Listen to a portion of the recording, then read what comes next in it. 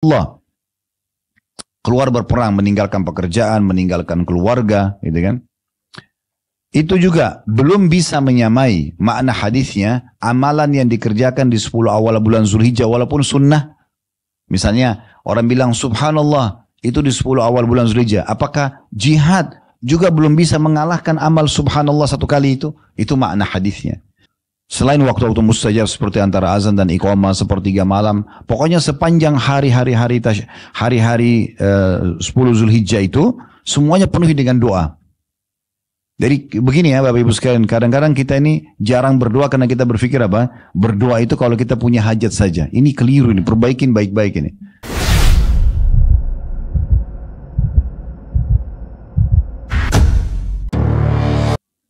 Ya. Ini 13 hari dari sekarang ini, Bapak Ibu akan masuk 10 hari nantinya, 1 sampai 10 hari lebih afdal daripada 10 terakhir Ramadan yang ada Lailatul Qadarnya. Kenapa? Karena Lailatul Qadar kita kejar cuma 1 malam. Tapi di sini Allah bilang, demi subuh Idul Adha, dan kejarlah 10 malam berturut-turut sebelumnya, bukan malam ganjil saja. Artinya selama 10 malam kita dianjurkan untuk menghidupkan sholat malamnya. Ya. Kemudian Allah bilang wasyafi'i wal watar, dan hari 8-nya dan juga hari ke-9-nya. Itulah hari Tarwiyah tadi, hari pertama haji dan hari Arafah tanggal 9-nya. Nah, di sini Allah sebutkan, di sini disinggung tentang masalah ya, hari ke-9 yang tadi kita sedang singgung tentang puasa hari Arafah itu ya, bagi Bapak Ibu yang sedang tidak hadir di sana. Kemudian juga 10 awal bulan Zulhijjah ini Bapak Ibu sekalian masuk dalam hari-hari yang Allah subhanahu wa ta'ala sebutkan sebagai hari-hari yang dimaklumi sebagai hari-hari haji. Hari-hari haji itu 2 bulan 10 hari. Mulai Syawal, kalau kita Idul Fitri, ya, selamat Raya Idul Fitri 1 Syawal, ya. Sering baca ya? Atau sudah lupa? 1 Syawal. Nah, bulan Syawal itu Bapak Ibu sekalian awal bulan haji. Kemudian Zulqa'dah yang kita sekarang ada, dan 10 awal bulan Zulhijjah. Ini dikenal dengan ya, Ashhur Ma'lumat. Bulan-bulan yang ma'lum, yang harus diketahui. Jadi kalau Bapak Ibu umroh di bulan Syawal atau bulan Zulqa'dah, niatkan untuk umroh haji tamattu bisa. Ya, karena sudah masuk bulan-bulan haji. Nah, batasannya itu sampai 10 Zulhijjah. Full bulan Syawal, full bulan Zulqa'dah, dan 10 awal bulan Zulhijjah. Itu yang Allah sebutkan di dalam surah Al-Baqarah ayat 197. Ya. Yang bunyinya Al-Hajju Ashurun Ma'lumat. Haji itu adalah bulan-bulan yang ma'lumat, maksudnya yang sudah ditentukan oleh Allah subhanahu wa ta'ala. Dan pada bulan-bulan ini dianjurkan untuk memperbanyak zikir kepada Allah subhanahu wa ta'ala, terutama 10 awal bulan Zulhijjahnya nih. Puncaknya di situ. Memperbanyak zikir kepada Allah subhanahu wa ta'ala, dan tentu kita sudah tahu juga dianjurkan berkurban di Idul Adhanya dan 3 hari setelahnya hari Tasyrik. Ya. Dan saking mulianya pada hari itu, dan kita dianjurkan untuk ya, makan hewan kita, makan hewan sembelihan sampai nggak boleh orang puasa. Di hari Idul Adha nggak boleh puasa, sampai hari Tasyrik juga nggak boleh puasa. Kita puasa di tanggal 9 hari Arafahnya gitu ya. Itu Allah sebutkan di dalam surah Al-Hajj ayat 27 sampai 28. Al-Hajj surah nomor 22 ini ya, ayat 27 sampai 28. Wa'adzim fin nasi bil haji ya'tuka rijalan wa ala kulli dhamirin ya'tina min kulli fajjin 'amiq. Allah perintahkan kepada Nabi Ibrahim alaihissalam, dan serulah manusia agar mengerjakan ibadah haji. Niscaya mereka akan datang kepadamu dengan berjalan kaki dan juga mengendarai unta yang kurus yang datang dari segenap penjuru yang jauh. Kemudian Allah bilang itu ayat 27 28-nya, liyashhadu manafi'a lahum wa yadhkuru ismallahi fi ayyamin ma'lumatin ala ma razaqahum min bahimatil an'am faqulu minha wa at'imul ba'isal faqir. Supaya mereka menyaksikan berbagai manfaat bagi mereka, dan supaya mereka menyebut nama Allah pada hari yang telah ditentukan. Nah, ini hari yang ditentukan maksudnya tadi termasuk 10 awal bulan Zulhijjah itu. Ya. Kemudian dikatakan supaya mereka menyaksikan berbagai manfaat bagi mereka dan supaya mereka menyebut nama Allah pada hari yang telah ditentukan atas rezeki yang telah Allah berikan kepada mereka berupa binatang ternak, maka makanlah sebagian darinya dan sebagian lagi berikanlah untuk dimakan orang-orang yang sengsara dan juga fakir. Ya. Dari sini pendapat Abdullah bin Umar, Abdullah bin Abbas, Hasan Basri, Atha dan banyak ulama-ulama salaf dulu, mereka mengatakan adalah hari-hari yang dimaklumi termasuk 10 awal bulan Zulhijjah. Sekarang kita masuk teman-teman sekalian, 10 awal bulan Zulhijjah ini ada sebuah hadis Nabi SAW yang selalu diingatkan oleh para ulama kepada umat Islam. Termasuk kita ingatkan juga sekarang diri kita semua, termasuk diri saya tentunya. Hadis yang sahih. Hadis ini menyebutkan tentang keutamaan amal yang dikerjakan di 10 awal bulan Zulhijjah. Jadi 13 hari lagi dari sekarang yang tadi saya bilang itu ya.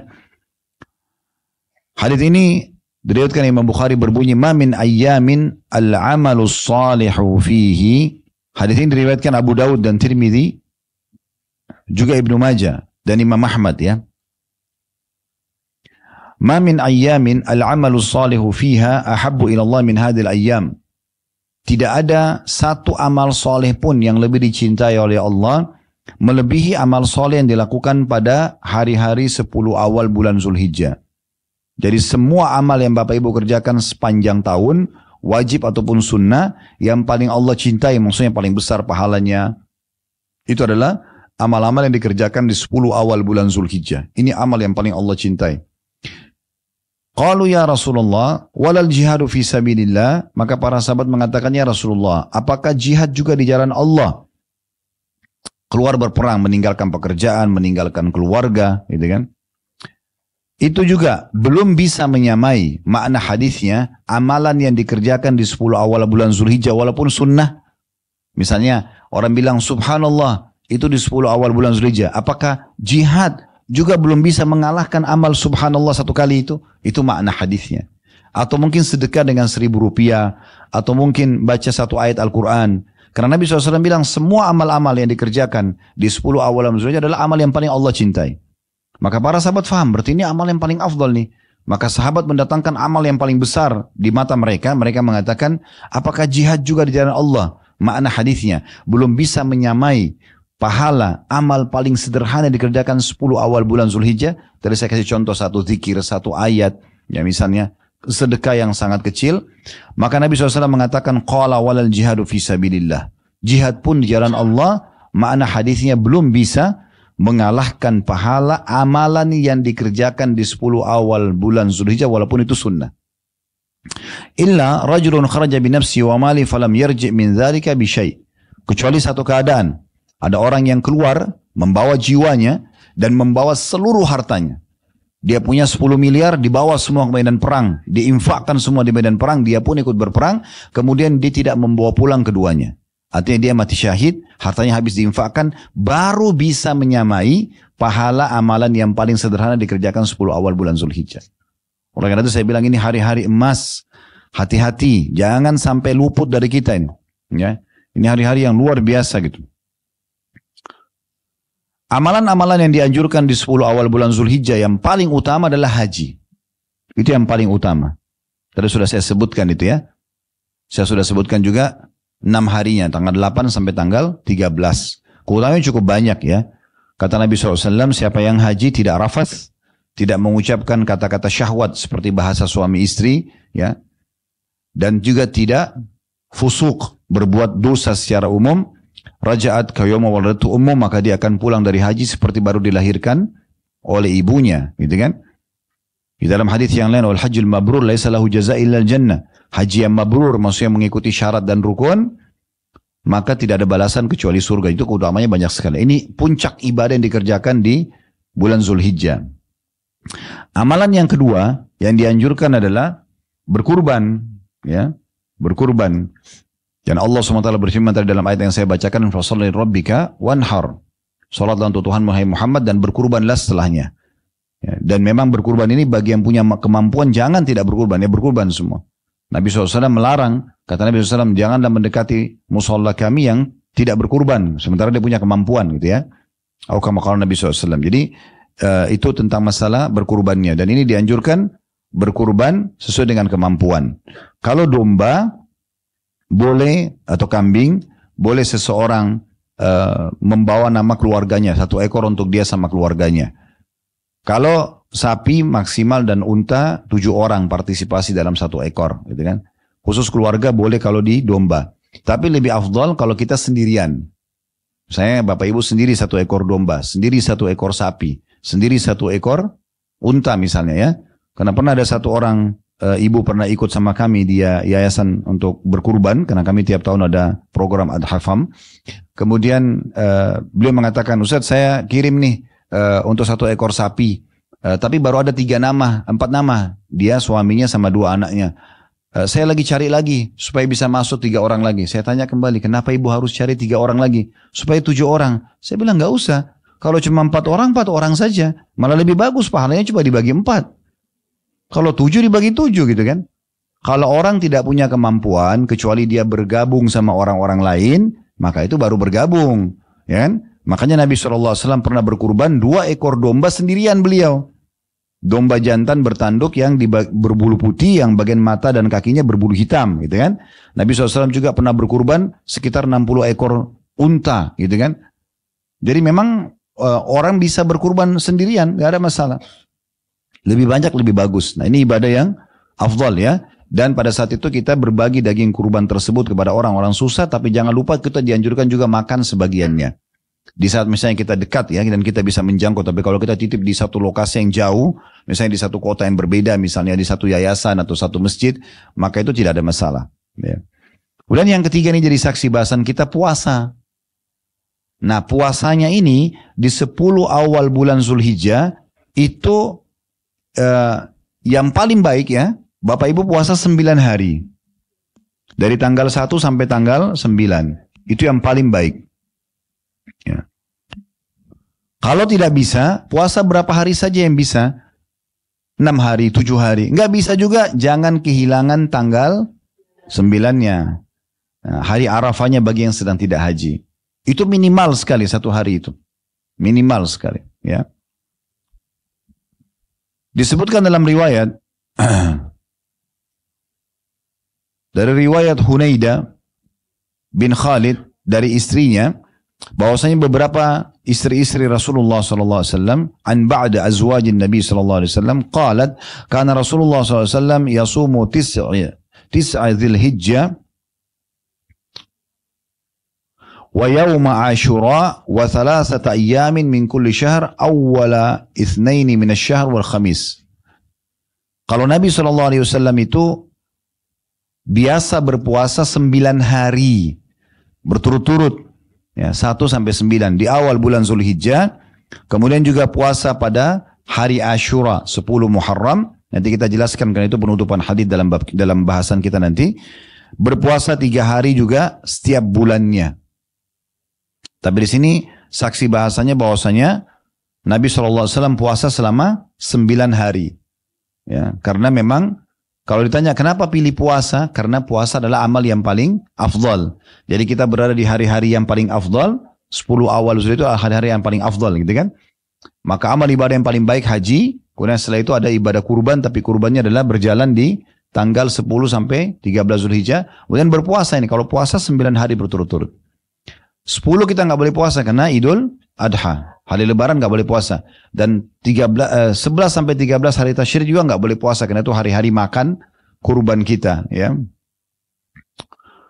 Dan para sahabat juga dan para tabi'in yang berpuasa selama 9 hari cukup banyak.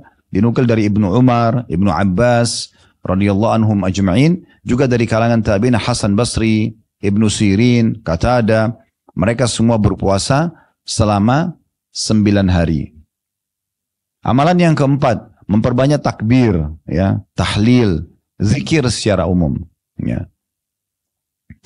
Dan ini kita bertakbir, Allahu Akbar, bertasbih, subhanallah, bertahmid, alhamdulillah, bertahlil, la ilaha illallah, kita ucapkan itu. Ya. Dan ini ada di 10 awal ini ada anjuran di 2 jenis takbir. Ada namanya mutlak, ada muqayyad. Ya. Kalau mutlak itu dia tidak terikat dengan waktu. Jadi mulai masuk awal 10 Zulhijjah kita sudah mulai bertakbir, bertahlil ya, memperbanyak itu. Lagi di kendaraan, dikatakan dalam riwayat Ibnu Umar di pasar, di jalan-jalan beliau membaca itu. Dan itu juga umumnya para sahabat membacanya sendiri saja tentunya. Ya, Subhanallah, Alhamdulillah, la ilaha illallah, Allahu Akbar, atau Allahu Akbar, la ilaha illallah, Allahu Akbar, walillahil hamd. Yang biasa kita dengarkan kalau mau sholat id ya, dikomandangkan. Nah itu anjurannya kalau 10 awal bulan Zulhijjah itu dibaca dari awal Zulhijjah sampai ya akhir hari tasyrik gitu ya. Ibnu Abbas radhiyallahu anhu berkata, berzikirlah kalian pada Allah di hari-hari yang ditentukan, yaitu 10 awal bulan Zulhijjah dan juga pada hari-hari tasyrik ya. Ibnu Umar, Abu Hurairah, mereka perlu keluar ke pasar selama 10 hari pertama bulan Zulhijjah, lalu mereka bertakbir, lantas manusia pun mengikuti mereka bertakbir ya. Tapi ini maksudnya sendiri-sendiri, masing-masing begitu mendengar Allahu Akbar, jadi orang dengar, oh orang ingat, orang jadi takbir. Nah ini kita perbanyak di jalan-jalan, kayak kita lagi di mobil, lagi di motor, lagi jalan, lagi di rumah, ibu-ibu lagi bersihin rumah, lagi ngurus anak. Pokoknya kita selama bukan di tempat yang dilarang zikir, maaf, bukan di WC, maka kita berzikir saja. Perbanyak, terutama di saat itu ya. Seperti yang biasa Bapak Ibu dengar ya, Allahu Akbar, la ilaha illallah, Allahu Akbar, walillahil hamd. Kita ulang-ulangi itu ya. Ini termasuk amalan yang sangat dianjurkan. Yang keempat ya, ada itu tadi takbir mutlak. Kalau takbir muqayyad terikat dengan waktu ya. Nah ini biasanya dikerjakan selepas sholat berjamaah atau sholat wajib ya. Itu dikerjakan. Kalau orang yang haji, maka mulai dari subuh hari Arafah, setiap habis sholat subuh di Arafah, nanti habis sholat duhur dan asar juga gitu kan. Itu dibaca tadi Allahu Akbar, la ilaha illallah, Allahu Akbar, walillahil hamd. Itu dibaca sampai akhir hari tasyrik. Dari mulai subuh hari Arafah tanggal 9 sampai akhir sholat maghrib dan isya di hari tasyrik. Gitu ya. Bagi orang yang tidak haji, dimulai dari sholat duhur Idul Adha. Ya. Sampai hari tasyrik. Tentu kita boleh takbir dari awal Zulhijjah, tapi ini kalau kita kerjakan habis sholat saja, itu terjadi di waktu-waktu yang sudah kami sebutkan tadi. Kemudian selanjutnya, setelah ya memperbanyak takbir, tahlil dan seterusnya, amal yang keempat itu ya. Amal yang kelima, memperbanyak sholat malamnya. Karena Allah kembali kepada tadi dari surah Al-Fajr ya. Allah bilang, wal fajri walayalin ashr. Dan kejarlah sholat id itu dan juga 10 malam berturut-turut sebelumnya ya. Maksudnya di situ malam-malamnya kita hidupkan dengan sholat malam, karena sebagian pendapat ulama mengatakan lebih afdal daripada 10 terakhir Ramadan ya. Dan semua yang Bapak Ibu kerjakan lebih afdal daripada jihad. Tadi sudah kita bacakan hadisnya. Kemudian yang keberapa sekarang? Yang keenam, sholat Idul Adhanya sendiri ya. Nah, ini dianjurkan sholat Idul Fitri Idul Adha ini agar dihadiri oleh semuanya ya. Anak-anak, orang tua, laki-laki, perempuan, bahkan perempuan yang berhalangan pun dianjurkan untuk keluar. Walaupun tidak ikut sholat. Untuk mendengarkan khutbahnya. Dan dianjurkan kalau kita lagi keluar ke satu tempat sholat, melalui satu jalan, pulangnya bedakan jalannya. Ya. Begitu sunnah Nabi alaihi salatu wassalam. Ya. Kemudian yang ketujuh, memperbanyak ya doa. Tadi kan ada zikir ya, ini doa secara khusus. Artinya doa termasuk amal yang luar biasa, tapi kita khususkan memperbanyak doa. Ya. Selain waktu-waktu mustajab seperti antara azan dan iqamah, sepertiga malam, pokoknya sepanjang hari-hari 10 Zulhijjah itu semuanya penuhi dengan doa. Jadi begini ya Bapak Ibu sekalian, kadang-kadang kita ini jarang berdoa karena kita berpikir apa? Berdoa itu kalau kita punya hajat saja. Ini keliru, ini perbaikin baik-baik ini. Oh nanti saya berdoa kalau saya sakit supaya disembuhkan. Nanti kalau saya punya utang mau dilunasin baru gitu berdoa. Nanti kalau saya mau punya keturunan baru saya berdoa. Nanti kalau saya mau punya pasangan baru saya berdoa. Ini keliru. Berdoa sebelum ada hajat. Supaya nanti Allah sudah kasih sebelum kita minta. Ya. Dan berdoa ini, kata Nabi SAW, akan memberikan manfaat. Ya. Baik itu datang atau belum datang jawabannya. Baik diperlukan atau tidak diperlukan. Karena dia adalah ibadah yang akan kita panen pahalanya. Kata Nabi SAW, nanti pada hari kiamat akan datang orang-orang diberikan banyak sekali ya pahala bergunung-gunung, lalu dia tidak tahu ya dari mana pahala-pahala itu. Maka dia pun mereka bertanya pada para malaikat, dari mana ini? Kami kayaknya nggak pernah tahu nih amal dari mana nih. Kata para malaikat, ini adalah doa-doa kalian di dunia yang kalian panjatkan yang belum kalian dapatkan jawabannya. Jadi dia panen dalam bentuk pahala yang besar nanti hari kiamat. Maka kata Nabi SAW dalam hadits ini, orang-orang ini pada saat itu ya berharap agar semua doa mereka yang mereka panjatkan di dunia itu nggak didapatkan jawabannya dan didapatkan dalam bentuk pahala di akhirat.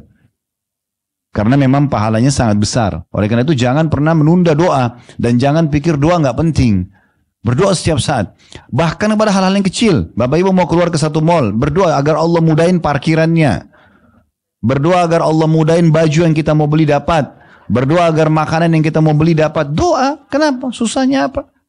Berdoa agar Allah mudahin ketemu, meetingnya berhasil. Kan berdoa semuanya. Kan gitu. Berdoa supaya Allah mudahin. Berdoa supaya Allah selamatkan dari mara bahaya. Ya.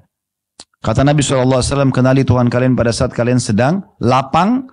Maka dia akan kenali kalian pada saat kalian sedang susah atau sulit. Ya. Ini amalan yang keberapa? Yang ketujuh, ya. Kita masuk amalan yang kedelapan, taubat kepada Allah Subhanahu wa taala, memperbanyak taubat, ya. Karena itu taubat juga adalah amal yang paling baik.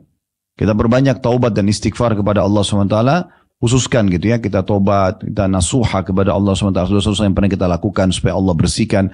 Karena kata Nabi SAW, at-taib minadz dzambi kaman la dzamba lahu. Orang yang taubat dari dosanya seperti orang yang tidak pernah punya dosa lagi. Kalau tidak punya dosa berarti semua fasilitas yang terhalang karena dosa itu akan diangkat. Ya, akan diangkat.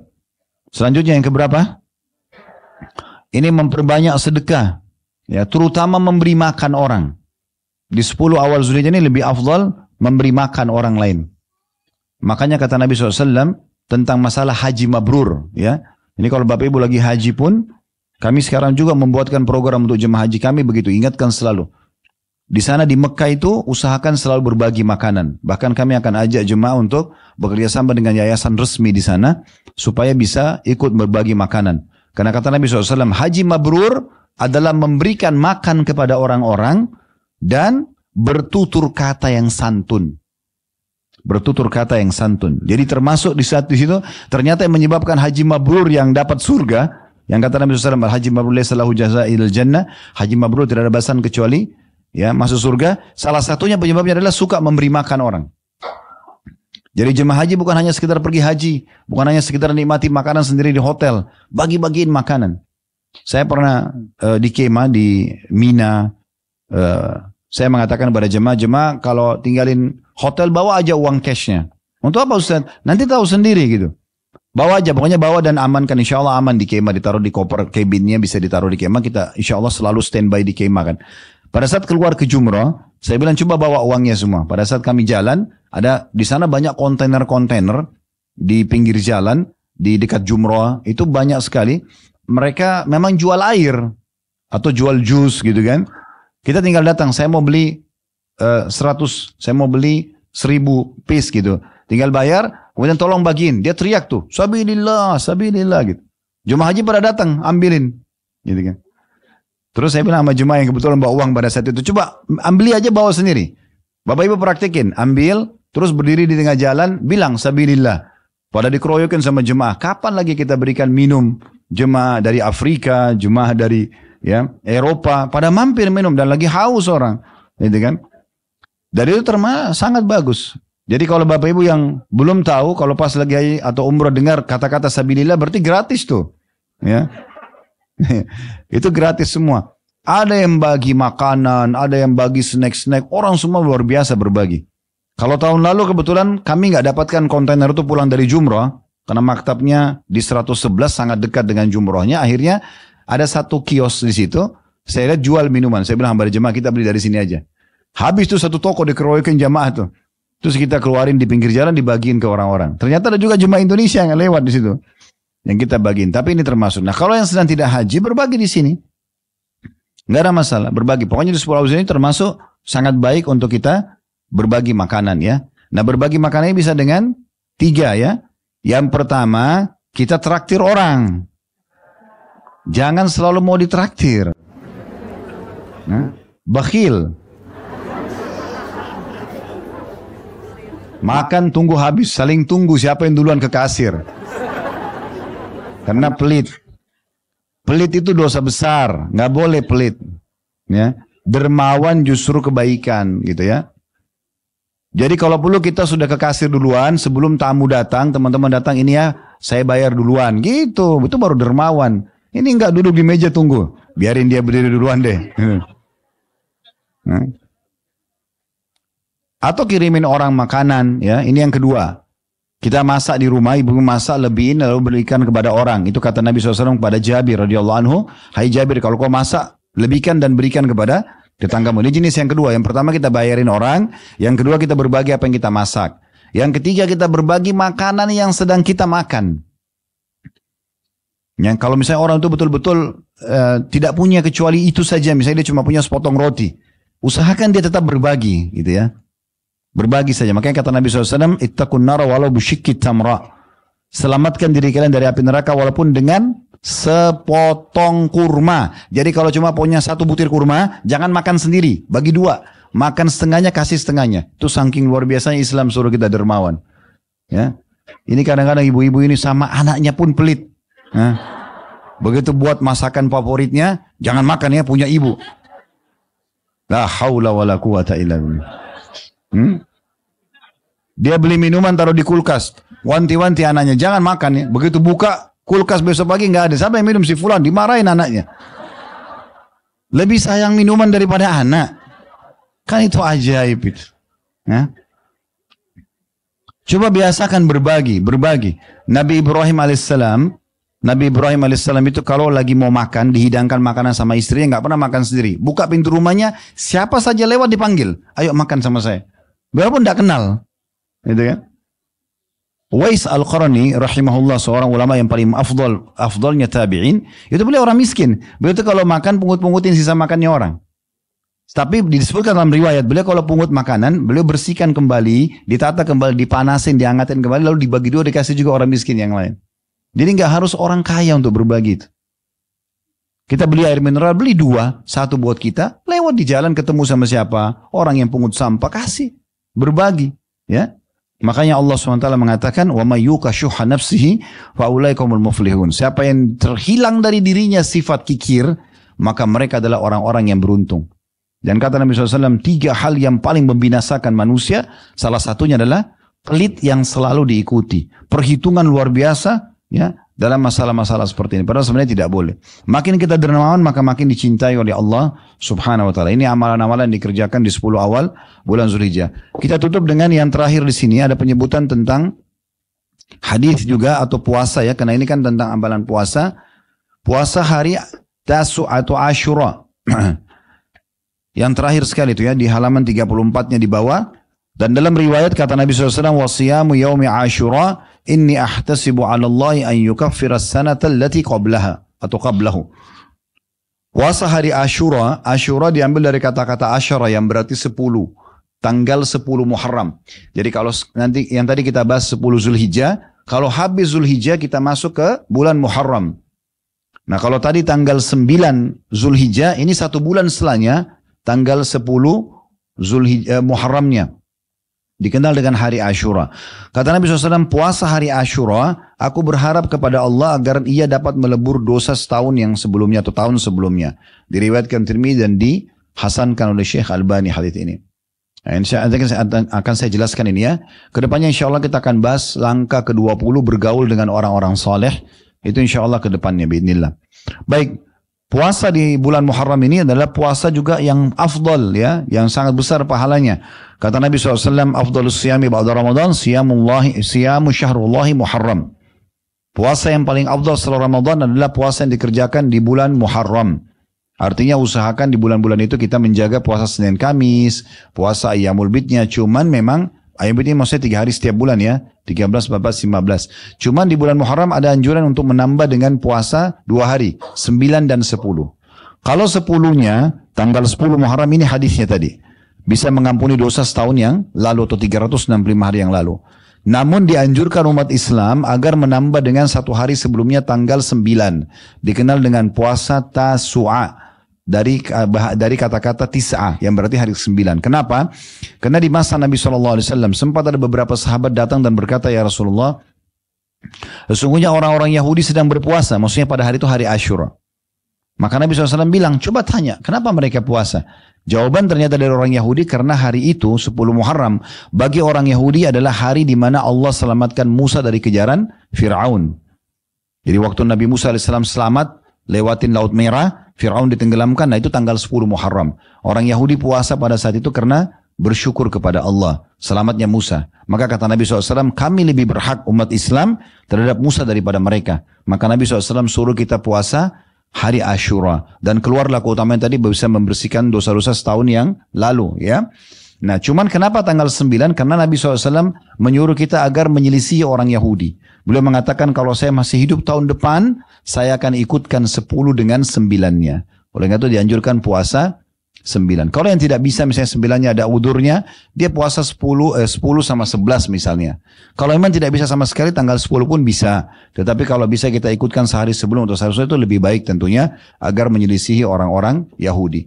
Kesimpulannya tentunya kita dianjurkan memperbanyak puasa kepada Allah Subhanahu wa taala, dan apa yang kita bahas 1 jam lebih ini semuanya bertujuan untuk mengingatkan kita kembali agar jangan menunda-nunda kesempatan puasa dan amal-amal soleh yang lain. Terlebih lagi kita sudah mendekati 10 awal bulan Zulhijjah yang merupakan hari-hari emas setiap muslim.